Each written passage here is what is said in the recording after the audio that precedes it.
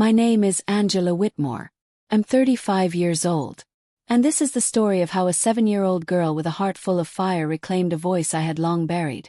Not just for me, but for every woman who's ever been told she was too much, too unlucky, or too inconvenient to include. It happened on a cold April evening, the kind where the air bites at your skin no matter how many layers you wear. I was standing in the grand ballroom of the Halstead Hotel, surrounded by sparkling lights, clinking glasses, and laughter that felt too sharp to be genuine. It was my brother Ryan's engagement party. And I was never meant to be there, not truly.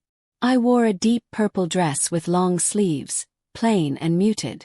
The kind of dress you wear when you want to be invisible.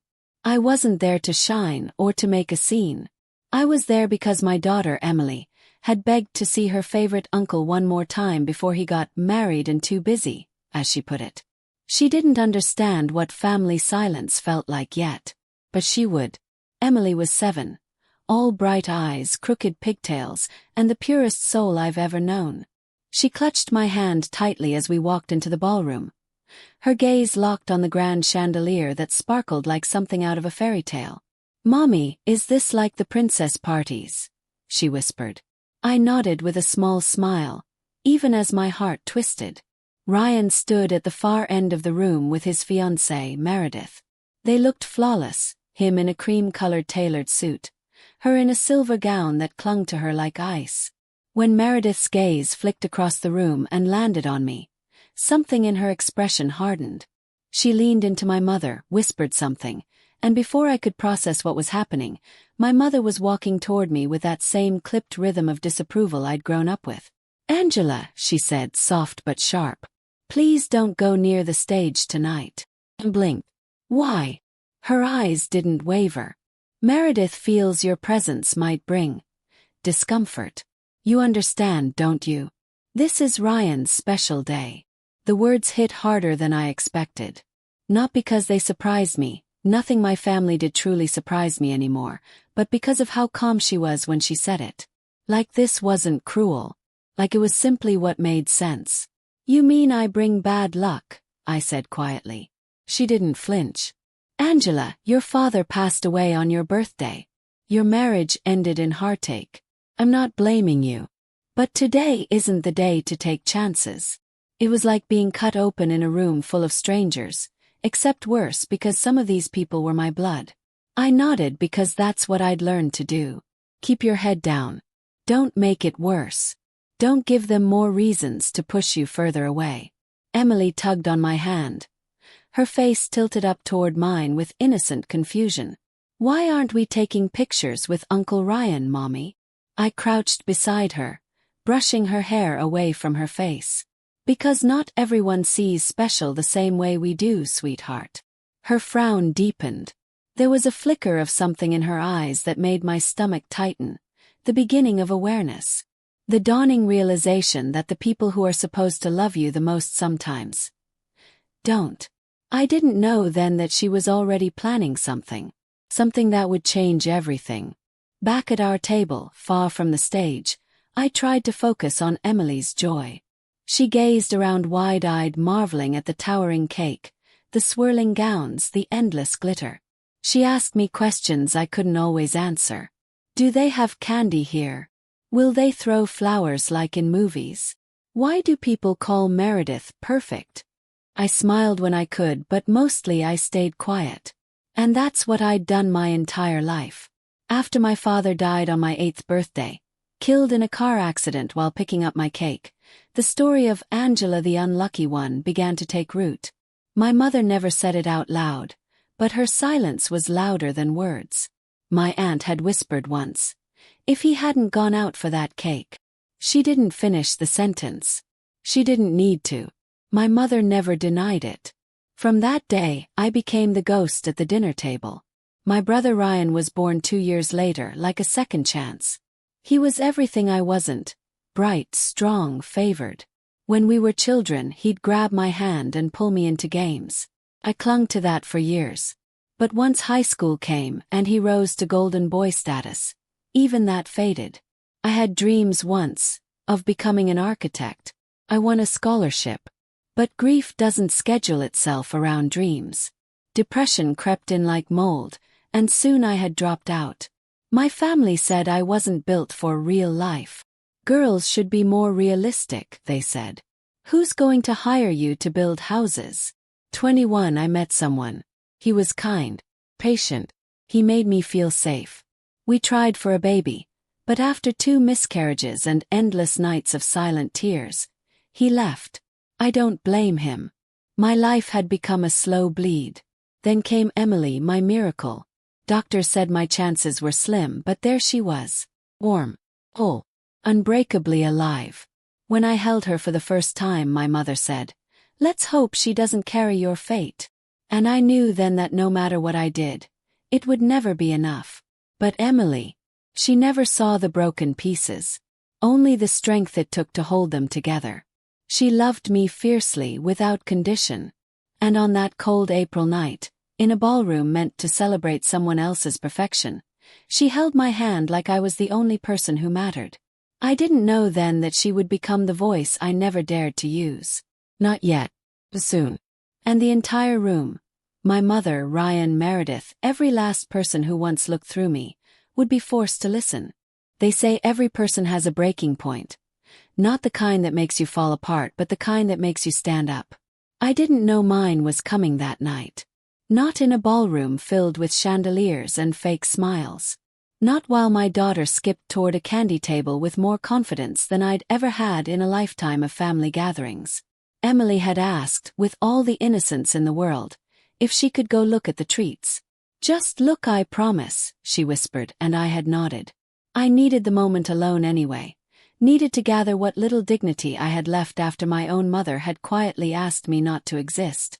I sat back down in the chair that seemed colder now than it had earlier, and I watched the party move around me like I was on the outside of a snow globe, shaking with no control over the storm inside. Emily came back minutes later with a pink marshmallow candy in her hand. "I thought you weren't going to take anything," I teased, but gently. "I didn't," she said with that angelic smile. "A nice man gave it to me. He said I was the prettiest girl here." She said it so proudly, so easily, like being seen was the most natural thing in the world. And that's when it hit me. Emily had never learned to be invisible, not yet. The world hadn't taught her to shrink herself, to apologize for simply existing. And I prayed silently and fiercely that it never would. "Mom," she said after a few quiet moments, "why didn't anyone ask you to be in the pictures?" My breath caught. It was such a small question, but it ripped something open. "I guess, sometimes people forget," I answered weakly. Emily's little brow furrowed. "But you're the best at posing. I've seen all your old photos. The ones where you're smiling even when you're sad." I laughed softly. "You really notice everything, don't you?" She nodded. "Do you think if I say something, they'll remember how amazing you are?" Froze. I should have told her no. That it wasn't her job. That she was just a kid and didn't need to carry the weight of her mother's past on her tiny shoulders. But the words wouldn't come. Because something in her eyes had already made the decision. There was a fire in her I'd never allowed myself to carry. The music swelled, the MC's voice rang out, calling both families to the stage for the ring ceremony. People began to move, clapping, laughing. I stayed where I was. My seat was warm again. Maybe from shame, maybe from resignation. I knew better than to stand up and insert myself into a picture I wasn't wanted in.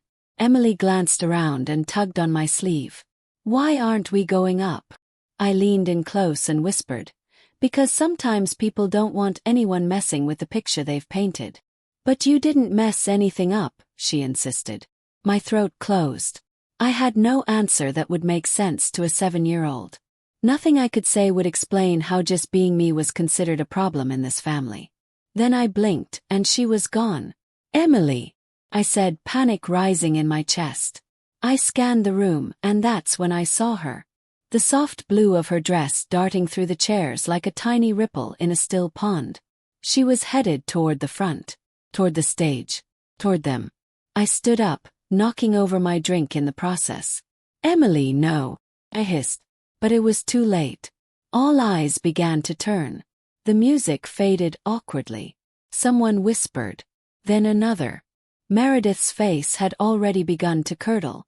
My mother looked like someone had just spilled red wine on her white carpet. And Ryan. He looked confused. Like a boy whose favorite toy had suddenly started talking back. Emily reached the podium. She had to stand on her toes to reach the mic. "Excuse me," she said. Her voice was soft, but the mic caught it, amplified it, sent it across the entire room.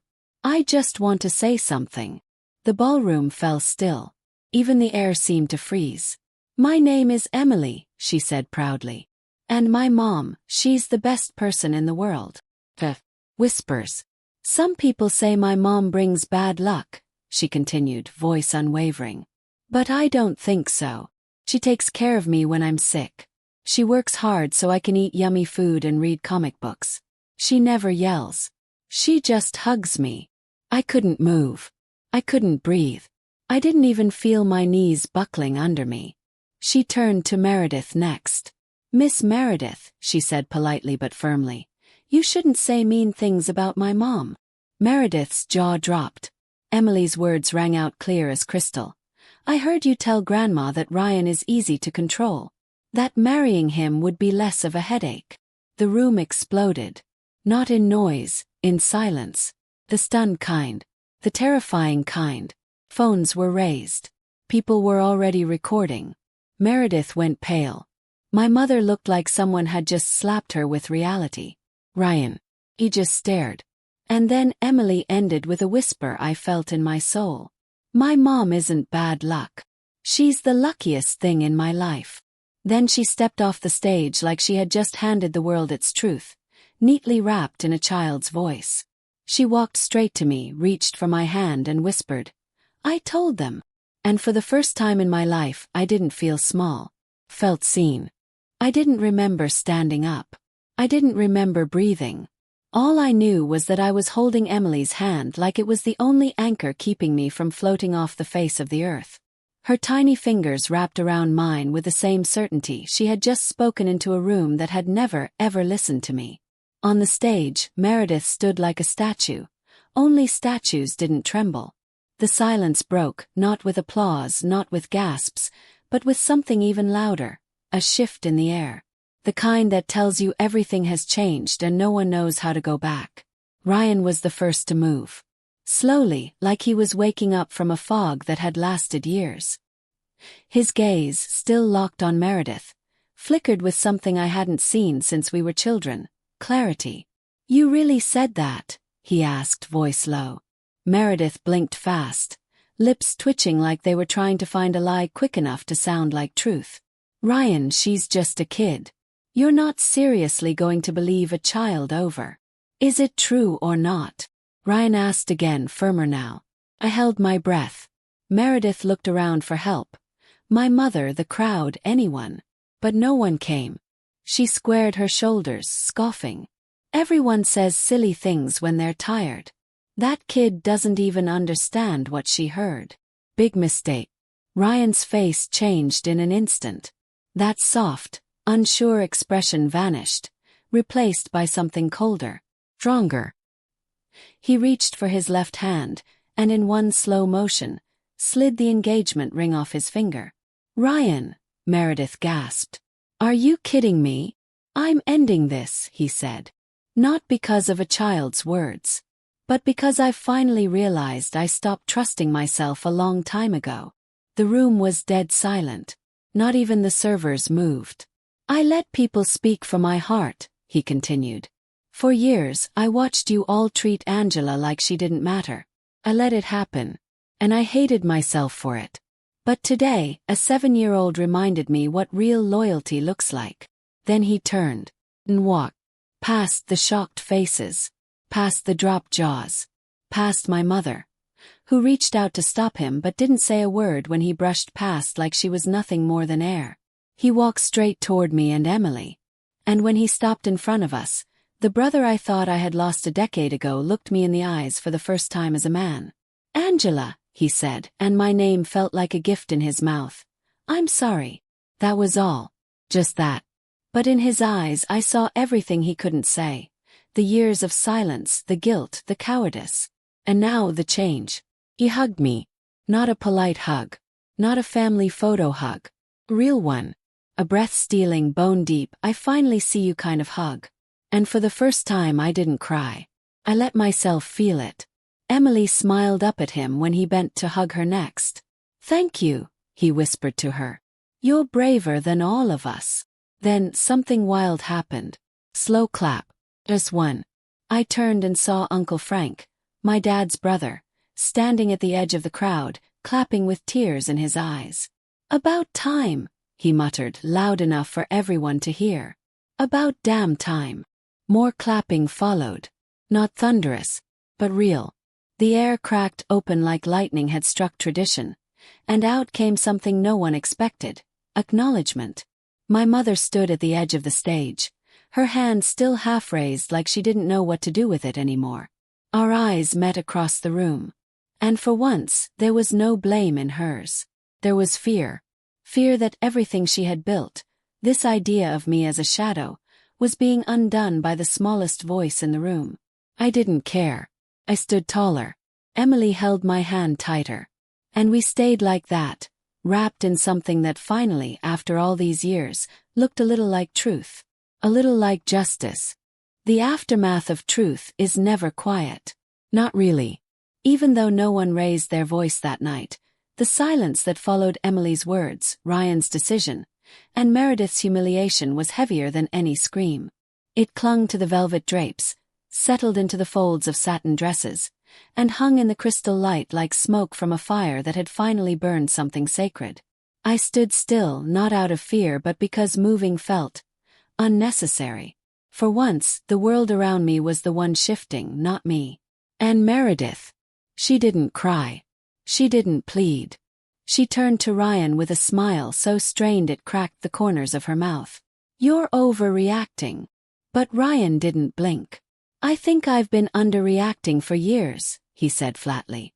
The room gasped again. People desperate to cling to civility, to image. But the image had shattered. Meredith glanced at my mother. "Aren't you going to say something?" Her voice pitched up like she'd just realized the tide had left her stranded.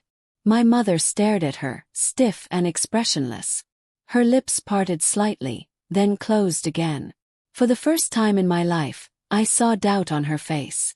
"I think," my mother finally said, each word dragging like it weighed a ton, "we need to reconsider what we've been pretending not to see."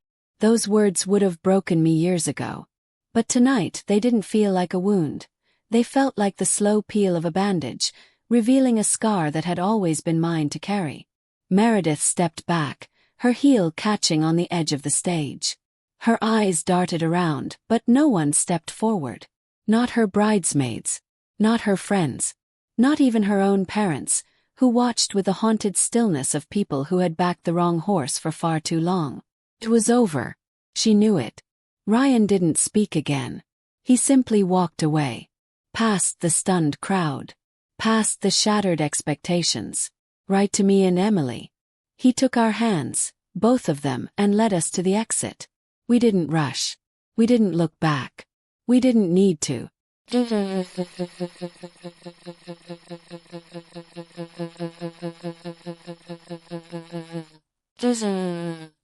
Back at my apartment, I tucked Emily into bed, brushing her hair back as she yawned, blissfully unaware of how permanently she'd shifted the tectonic plates of our family. "Mom," she murmured sleepily. Did I do something wrong?" My chest cracked open. "No, baby," I whispered. "You did the bravest thing anyone could." "Will Grandma be mad?" she asked, eyes barely open. "I don't know," I said honestly. "But that's not your burden. It never was." She nodded, small and warm, then fell asleep with her little stuffed lion in her arms. I sat on the edge of her bed for a long time after, watching her breathe. She looked so peaceful, so unbothered by the aftershocks that still trembled in me. Ping from my phone pulled me back. Message.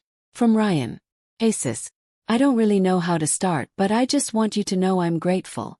For everything. For staying even when I didn't deserve it. For raising Emily the way you do. For not disappearing. Love you. I stared at the screen, rereading the words as if they might change or vanish if I blinked. Then another message came in. This time, from someone I never expected. I was thinking of stopping by tomorrow. Bringing some cookies for Emily. She still likes chocolate chip, right? I didn't respond right away. My fingers hovered.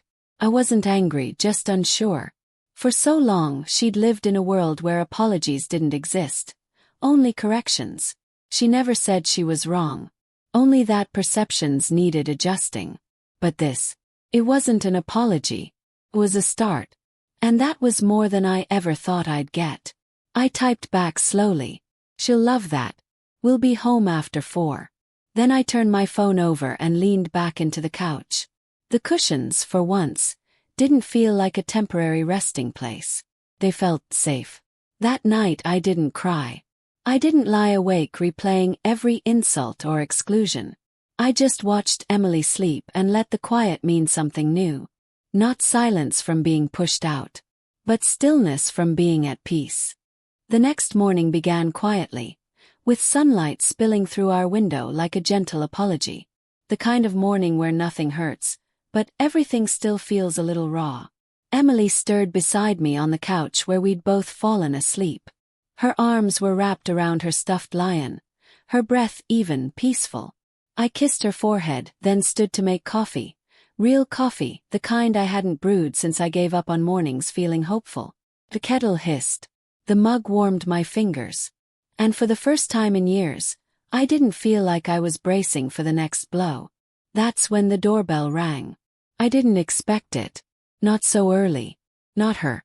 I opened the door slowly, and there she was. My mother. She held a white ceramic plate covered with plastic wrap. Chocolate chip cookies. Still warm. For a moment we just stared at each other. No words. No declarations. No drama. Just 2 women divided by years of silence and missteps. I hope I didn't come too early, she said, her voice smaller than I remembered it ever being. Emily's still asleep, I replied softly. She nodded, eyes lowering. I thought she might be. I stepped aside. She hesitated at the threshold, as if my door was still symbolic of the walls she'd built between us, then crossed it. She set the plate on the kitchen counter like it was a peace offering. I didn't know what else to bring, she said. This is fine, I replied. She'll be thrilled. We stood there awkwardly, the tension humming between us like feedback from a forgotten speaker. I expected a speech, an apology, maybe a tearful confession, but she surprised me.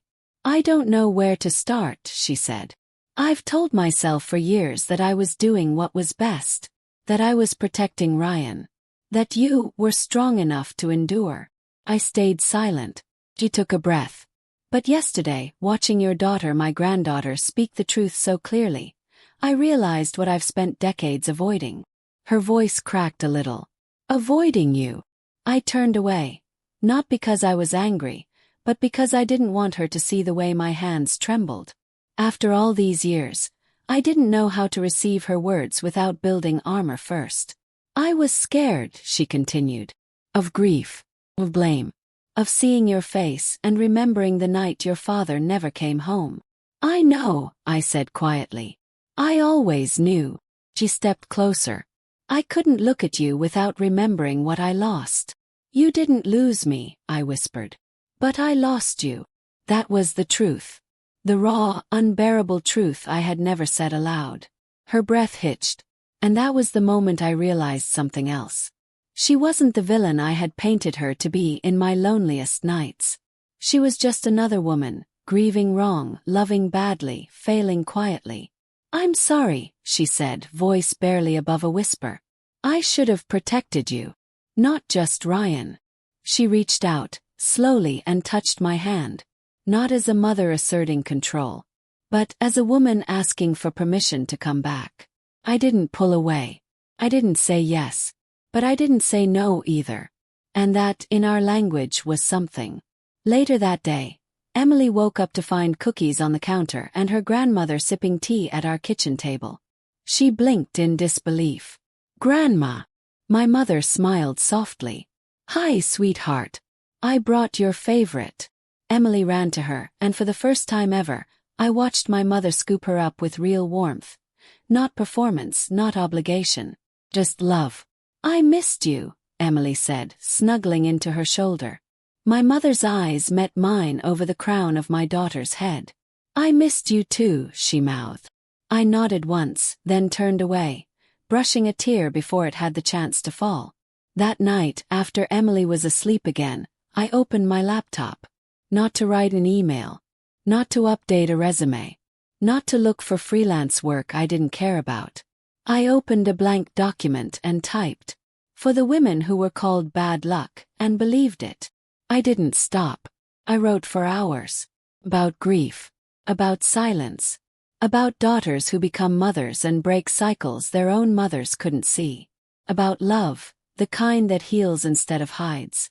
And when I finally hit save, I knew this wasn't just for me. It was for us. All of us. A week passed like a slow breath. The kind you didn't realize you'd been holding for years. Everything around me still looked the same. The chipped paint on the hallway wall, the creaky kettle that needed replacing, Emily's crayons scattered across the table. But I was different. For the first time in my life, I didn't feel like I had to defend my existence. Ryan came by 3 days after the party. No fanfare, no excuses. Just him. In jeans and an old hoodie, carrying a grocery bag with juice boxes and Emily's favorite cookies. He looked nervous, like the boy who used to sneak into my room during thunderstorms when we were kids, asking if he could sleep beside me because the lightning scared him.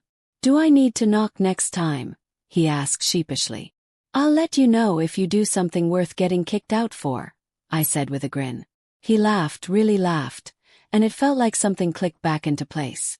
Emily tackled him with a hug that nearly knocked him over, and he spun her around like she was the only thing holding him together. "She's incredible," he said after she went off to color. You're incredible. I'm just surviving." "No," he said. "You're living. Even when no one gave you the space to." That meant more than I could say. He sat on the floor beside the couch. No distance, no walls. "Angela, I want to ask you something." I tilted my head. "Okay." "I'm thinking of leaving town for a while. Resetting. Traveling. But before I do, I want to help you. Support you however I can." "You don't owe me anything," I said. He shook his head. "I owe you everything. You raised yourself. Then you raised me when no one else did. You taught me what quiet strength looks like. I was just too stupid to see it." He smiled softly. "You see it now." He looked around, eyes settling on the laptop on the table. "What are you working on?" I hesitated. "A book." He raised his brows. "Seriously?" "Seriously," I said, breath catching. "It's for women who've been labeled things they never deserved. Bad luck. Burden. A disappointment. It's about rewriting that story." Ryan's eyes filled with something close to awe. "Can I read it when you're done?" I laughed. "Only if you agree to cry at the good parts." "I already am." That night, while Emily slept curled up beside her drawings and Ryan had gone, promising to return for movie night soon, I sat at the kitchen table, staring at a blank page of my journal. I wrote one sentence. "I think I've spent my whole life waiting for permission to believe I mattered." Then I stopped, closed the book, and looked at my reflection in the kitchen window. For the first time ever, I didn't see a shadow. I saw a woman. Whole. Flawed. But standing. The next morning I got a call. From someone I hadn't spoken to in over a decade. Uncle Richard. My father's younger brother. The only adult who never called me bad luck, who used to sneak me peppermints at family gatherings and once told me, "You shine brighter than they're willing to admit." His voice was deep, steady. "Angela," he said, "I watched the video. Someone shared it with me." I blinked. "What video?" "Your daughter," he said. "She's going to change the world." I smiled, my throat tightening. "She already changed mine." He paused. "I just wanted to say, I'm proud of you. I see your father in you. calm, strong, and unwilling to let people write your story for you. Tears welled up. "I want to be in your life again," he said. "If you'll have me." This time I didn't hesitate. "Yes." And just like that, another door opened.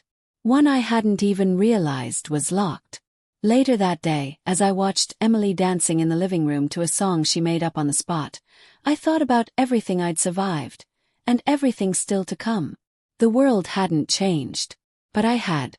And I knew now, I wasn't a ghost or a burden or a crack in the family portrait. I was the frame, the one holding it all together. It was Sunday afternoon, and for the first time in what felt like forever, I wasn't holding my breath. Emily was in the kitchen, icing cupcakes we'd baked from scratch. Well, from a box, but she insisted she did all the hard work by cracking the eggs. The apartment smelled like sugar and safety. I was finally allowing myself to feel peace, not as a temporary visitor, but a resident. The flowers arrived at 3:47 p.m. No card. Just a note, handwritten in smooth cursive. "For those who were once made to feel invisible, now it's your time to shine." I didn't need to know who sent them. Already did. The bouquet sat on our windowsill, glowing in the late sunlight like a crown. And for the first time I let myself believe it, not as some borrowed affirmation from a Pinterest board, but as truth etched into my bones. That evening my mother returned. Not with cookies this time. Just herself. She didn't knock. She texted. "If you're home and it's okay. Just like to sit. No fixing. No excuses.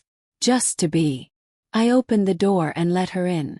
We sat on the balcony, two women divided by decades of silence and stitched together now by a thread of something real. Not forgiveness, not yet, but presence. She held a cup of tea. I held nothing but the quiet. "After a long while," she said, "I was wrong. For a long time. About you. About how love should work." I didn't speak. Not because I didn't want to, but because sometimes silence speaks better than words. "I thought I was protecting the family," she continued. "But I was just protecting my own fears." I looked at her. "You hurt me. A lot." She nodded. "I know. And I can't undo it. But if you'll let me, I'd like to start learning how to do better." It wasn't a redemption story. It wasn't a fairy tale ending. It was something better. Honest. Earned. We sat in the glow of the setting sun as Emily giggled from the kitchen, singing her made-up cupcake song. And in that moment I realized something profound. The cycle had been broken. Not with shouting. Not with revenge. But with truth. And the voice of a child who saw her mother not as cursed or complicated, but worthy. That night, after Emily went to sleep, still covered in frosting and glitter, I returned to my laptop. The blinking cursor didn't intimidate me anymore. I typed the final line of my book's first chapter. They called me bad luck. But it was never me. It was the silence I refused to carry anymore. Click save. And for the first time I allowed myself to dream about publishing it. About standing in front of a room, not hidden in the corner, and saying, "This is who I am. And I deserve to be here." I didn't need validation from the people who once doubted me. Because I had already been validated by the one voice that mattered most. My daughters. This isn't just my story. It's for every woman who's ever been silenced by guilt, by tradition, by the shadows cast by their own families. It's for the daughters we raise differently. It's for the mothers who finally learned to listen. It's for the cycle breakers. And if you've ever been made to feel like you didn't belong, let this be your sign. You always did. They just didn't see it. Till now. Don't forget to subscribe, leave a comment, and share this story if it moved you. Let's remind the world. Silence isn't strength, but truth. Truth changes everything.